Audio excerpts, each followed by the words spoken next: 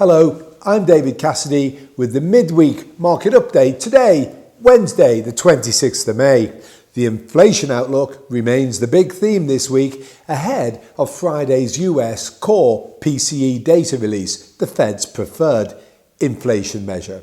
Now, while the PCE reading for April is highly likely to follow the recent US CPI inflation release and record a big jump, to us it will be very similar to much of the other recent data releases, all noise and no signal, thanks to the distortions caused by the impact of last year's coronavirus outbreak and sudden lockdowns, coupled with today's supply constraints caused by the economic reopening burst.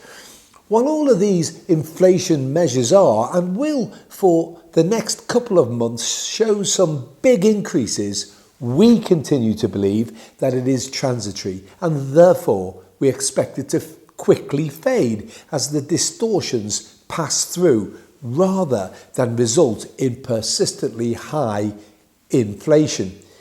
As an aside, it's been pointed out to us that the cost of items, such as phones and cars, keep increasing.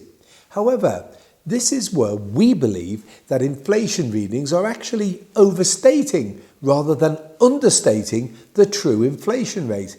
As although the cost of a new smartphone or a car may be more than the previous model, these new phones and cars have more gadgets or safety features.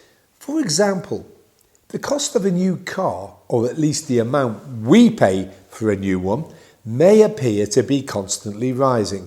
But ask yourself the question, would you sooner have a car with airbags and impact protection, anti-lock brakes, reversing cameras, central locking and an alarm, etc.? Or would you sooner go back in time and get the safety and security and accessories of a car, say 30 or 40 or 50 years ago? Consequently, while it may appear that we are paying much more for a new phone or a new car today than we used to do, that doesn't mean there has been inflation in prices. We are simply paying for new and more expensive products and services. Additionally, policymakers also appear to be looking past short-term higher inflation data. The Fed Vice Chair, Richard Clarida, said inflationary pressures would be largely transitory, while the Chicago Fed President, Charles Evans, pushed back against the idea that any rise in inflation would be long-lasting.